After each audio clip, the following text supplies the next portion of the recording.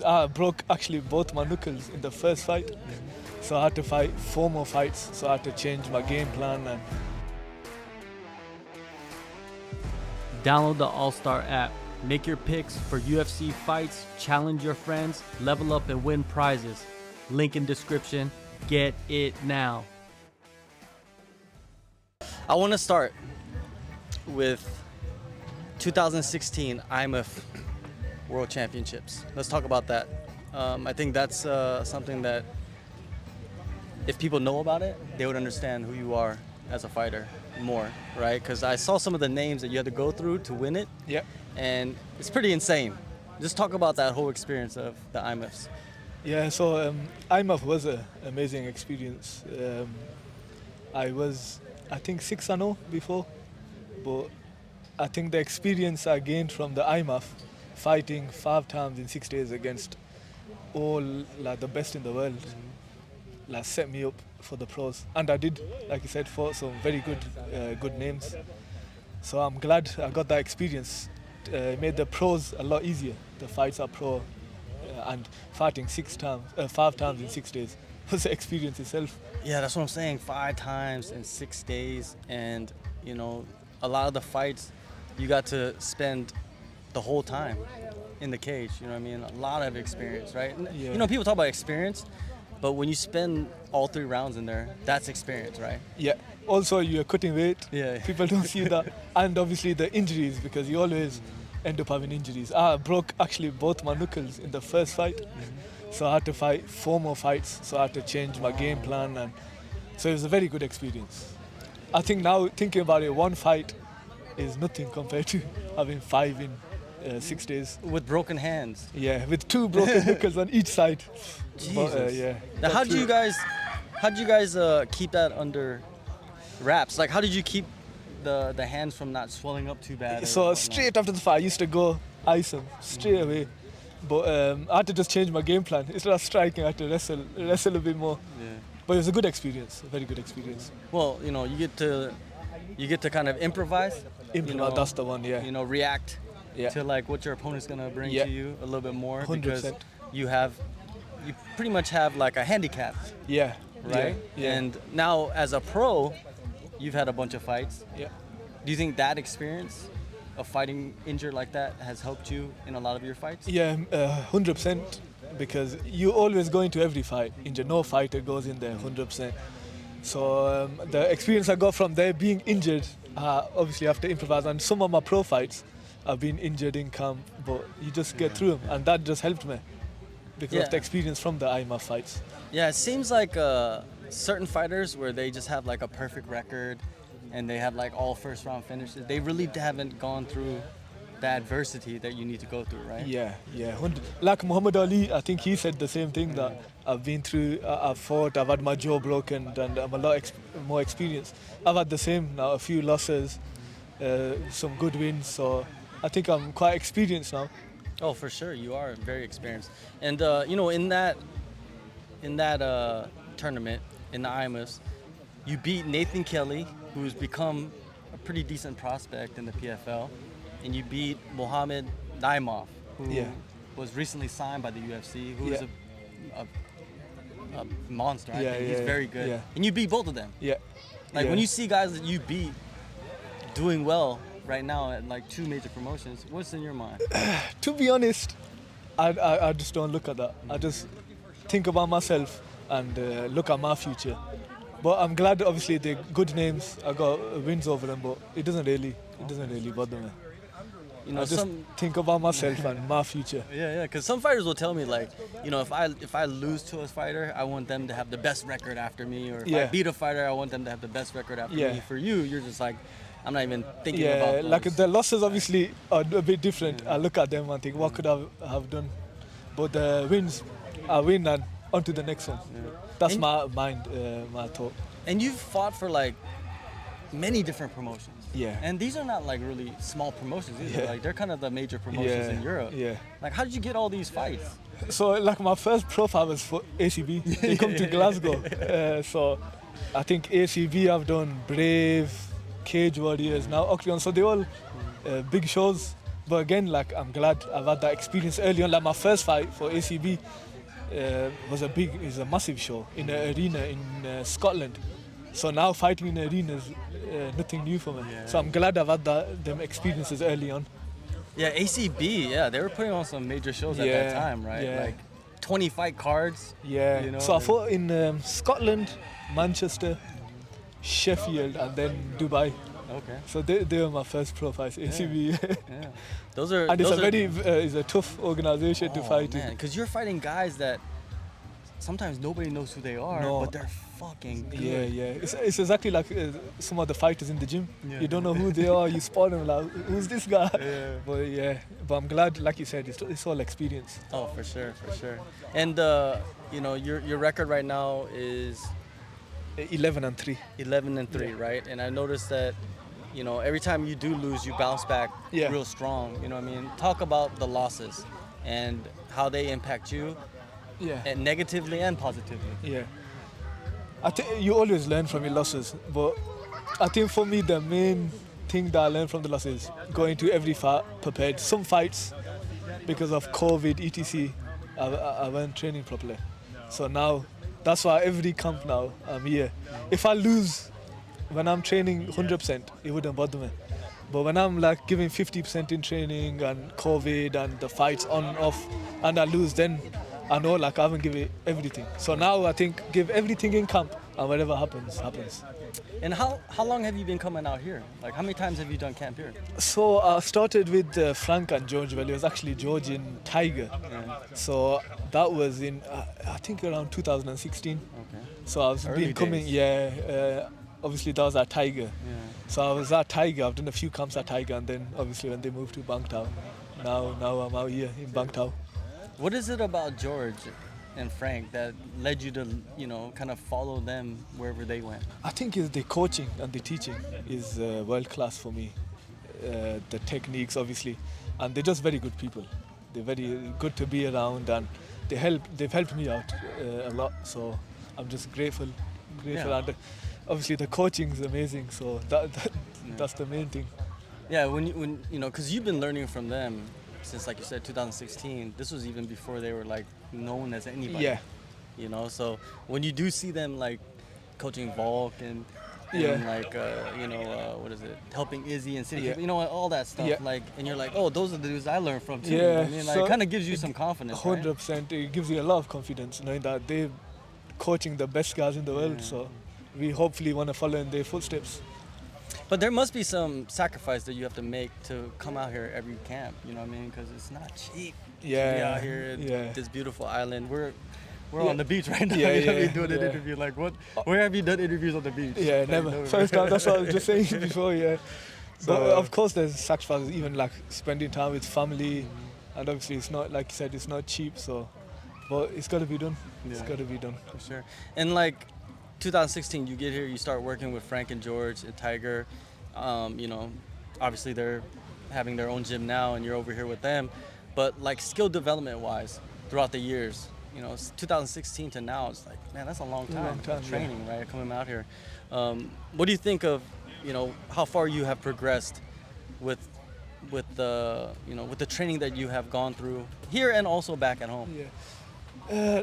Of course I have to give credit to my coaches back home as well, but like since the first time I've come here and now, like George always says, like you're getting better. So that's the main thing. I don't want to stay in one place. I want to, even if it's a little bit, but every camp I want to improve little bit. And like there's so many training partners here. You learn from everyone, not just the coaches, some of the other fighters, and it's a good place to be for the fighter. Well, it's they always talk about the vibe and Yeah. the atmosphere. You know what I mean? It's, everybody's talking about them. There must be something going on. Yeah, right? 100%. Something's in the water. Yeah. And I've seen you training a lot. Because you were here last year Yeah. for your camp for the last fight, and I watched you train. And then this time you're also getting ready for a fight, and you know what I mean. And you're working a lot with the Muay Thai coaches. I Yeah. see. You know what I mean? Like, is there a certain reason why you're doing that? To be honest, when I'm with Beer, he pushes me, and I don't like it. But I know it's gonna help. Like a lot of MMA fighters, they don't really do pads with the Thai coaches. But for me, like, I use a lot of knees and elbows in my fights. So, like, you're not gonna get a better place than in Thailand to learn from the Thai coaches, and it's hard. Like the pads out here in the heat is hard. So, I try to do that at least 2-3 times a week with beer, because I feel like that's what gets me ready for the fights. And it seems like they're comfortable, like the Thai coaches, right? The Thai trainers. It seems like they're more comfortable taking damage. I don't know. It's just weird. Yeah, Do you get that vibe? Yeah. Like you just be holding pads harder, kick harder. You be tired and they'll say 10 kicks. And it's like, bloody hell. But I think even the fighting style, they just take it and give it. So they used to it. They're crazy. Yeah. The Thai fighters, some of them will tell me like, all the Farangs, the foreigners are soft. Yeah. Even like Arjun, he'd be saying, punch me on my face and in my stomach. So last time I was doing pads with him and he said, hit me in the stomach. I hit him like 30%. He's like, no, 100%. I thought, it's crazy. He's different, right? He's different, yeah. But they're all like amazing coaches. Yeah. Amazing They have a really good staff. Yeah. Right now, you know what I mean? You got Arjun, you got Sam A. But they're like Arjun's more of your size, right? Beer's more of your size. Yeah. It's hard to like hit pads with someone smaller. Yeah. And Beer, like he makes me work hard. Yeah. So I enjoy that. Yeah, man. It's good to find someone like that too, right? Yeah. Because sometimes you might have a pad holder that's not really making you better at all. You're just holding pads. No, yeah. So like even little techniques like in the clinch and elbows, like I feel like a lot of fighters in MMA don't really use knees and elbows, but like they're dangerous. Yeah, so little tricks they show me is good for me. Yeah, like clinch, elbows, like yeah. even like clinching along the fence. I think elbows could be utilized much better there in MMA. Yeah. I think the only guy is John Jones that uses elbow. I can see, but they're dangerous. Yeah, one elbow can change a fight. Not many elbow-heavy fighters right now. No. At all. No. You gonna change that? Hopefully, yeah. I try to throw a lot of elbows. That's Even good. my coach back home, like, whenever I'm hitting punches, like elbow. In the fights, all I hear is elbows. So he's always got me throwing elbows. So and they're dangerous. Like they can, like he said, one cut can change a fight. Over, yeah. Man. It could be over. Yeah, that's why PFL doesn't allow elbows. Yeah. Because one cut could ruin the tournament. Maybe I don't know. But that's the one. But like, let's talk about the fight coming up. You got where, when, who? So it's January 27th in Newcastle, UK, and I'm gonna be fighting Eduard Kexel. So he's a Kazakhstani German, good opponent. He's also fought in the IMMAF and 9-1. So hopefully be a good fight. Is he someone that you've known in the past, or? I've heard him. To be honest, I've heard of his name, but I haven't really known him. But he's good. He's got a good record. Good amateur like myself. He's fought in the IMMAF, Europeans, World Championships. So I just can't say no to anyone, whoever they put in front of me. Yeah. So with fights, you know what I mean? Like I said earlier, that you fought for all these major promotions in Europe. So basically, you were just taking fights if they offered you fights. Yeah. So, like, I've had a lot of people pulling out, and I was signed with Brave first. Yeah. So they were very slow. You know, like obviously COVID come, and then from there, I took a fight on Cage Warriors. So then I signed a 2-fight deal with Cage Warriors. I was meant to fight the number 1 ranked guy in UK, Harry Hardwick. But I was in camp actually here, and he pulled out, I think, some injury he had 2 weeks before. So then that time I went and flew to Abu Dhabi, fought in UAE Warriors. Okay. Then from there, signed to OKTAGON. So I think OKTAGON's like my home, and they're gonna come to the UK about 4 times a year, they're saying. So I just want to stay a bit active now. Yeah, OKTAGON seem like they're growing into maybe the number 1. Yeah, I think in Europe, promotion, 100%, right? yeah. Because they go check, and it's an amazing show. Yeah. Like some of the arenas, it's a good show. They're having those tournaments as well, right? They're having the tournaments as well. Yeah. Yeah, I think they've just announced a lightweight Yeah. Tournament. That's It's gonna be one sick. off from you, huh? Yeah, I was gonna say come featherweight. Yeah, Yeah. featherweight. Maybe you might move up. I don't know. Oh, you know, yeah. There's enough money, right? Yeah. Why not? What are they giving out? They're giving out like 100,000 euros. 100,000 euros. Yeah. That's not yeah. bad. That's man. not bad. Yeah. That's not bad. What is it? Someone just recently won the welterweight one, right? Yeah, it was Yeah, like a couple yeah. I days think ago. on the weekend. Yeah. Yeah, Vemvejcek. I Yes, think that's that's his the name. one, yeah. He trains out at Easton in Denver. Yeah. I know his coach, Sean Madden, Okay. his Muay Thai coach. He fought someone from Greece, I think. Yeah, he Greece guy. fought I Mike- think a former UFC guy. Yeah, who fought Pereira and he got knocked out by I Pereira in think his so. debut. Oh yeah, That's the Mikaleas one. or That's something the like that. one, That's yeah, right. That's yeah. right. You're right. Yeah. That's the one. Yeah. So yeah, Octagon is moving forward. That's good. That's a good platform for you. You know Yeah. what I mean? Because, you know what I mean, every fight needs to be a step forward. Yeah, 100%. Right? You can't be taking steps Step back, back, especially yeah. if you're winning. Yeah, and they're And- coming to the UK a few Yeah, times. so and it's- then you know good it for gives you me. an opportunity to like grow with them Yeah. for a few fights or Yeah. or whatnot. Then what do you see in this fight? Like what do you want to do? Like what are you envisioning? Obviously the win, Yeah. but I never want to make a prediction. But just I like to train hard and like do whatever I can in camp, and then just go in and fight, give it 100%. But of course, winning, nothing else apart from the win. Who do you go in there and when you fight, do you just kind of free flow, or do you really have like a set game plan that you try to go in there and so- implement?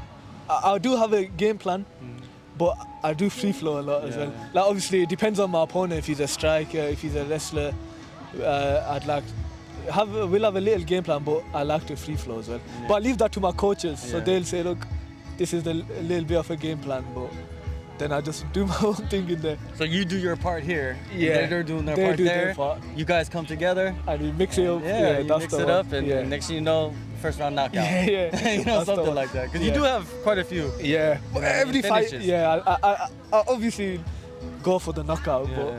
sometimes it comes, sometimes it doesn't. Yo, but the main those thing is to knees win. look nasty though. I've been watching you hit those Yeah, knees, dude. yeah. Like you been looking like Michael Savas. Yeah, yeah. Or Savas Michael, sorry. Yeah. Sorry, Savas. But yeah, you have someone like that, Savas. Have Yeah. you sparred him? No. Not yet. I've trained with him a little bit of clinching, but no. But he's amazing. When I see him, yeah. he's such a nice guy as well. Hitting pads, He's animals.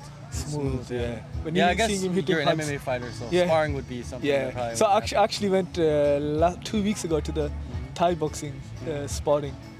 So it was okay, Yeah. but I think the MMA is Yeah. better MMA for is them, wild, yeah, dude. Yeah. Just like it's different. It's different, It's yeah. different. And It's like- especially you're sparring twice a week here, Yeah. Mondays and Fridays. But And they're sparring every day.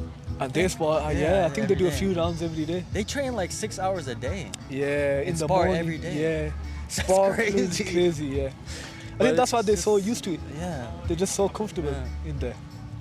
It's hard to gain weight like that, I think. you know Yeah, what I mean? especially out here. Yeah. So what's the future looking like for you? We're sitting here, 2024 has just started.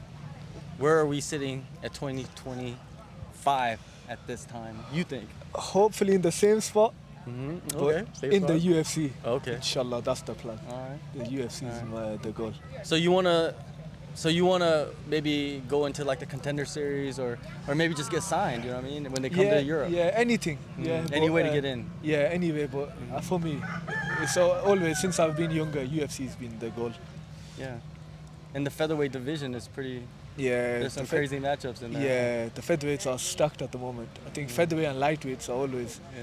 So UFC is It'd the be goal. fun. No matter what kind of matchup you get, it's gonna Yeah, be a good one. yeah, Right? hopefully, yeah, Yeah, so 100%. Yeah, man. All the best to you in the upcoming fight, and then Thank you. getting signed. You know, I think you've put in your work. Yeah. You know, all you yeah. just need to do is get on that win streak. And That's- you are on a win streak right yeah, now, but yeah. just get on a Yeah, longer win yeah, streak. Just and that's it. train hard and go in and give it 100% in the fight. There you go. Appreciate it, man. Thank you very much. Thank you. There you-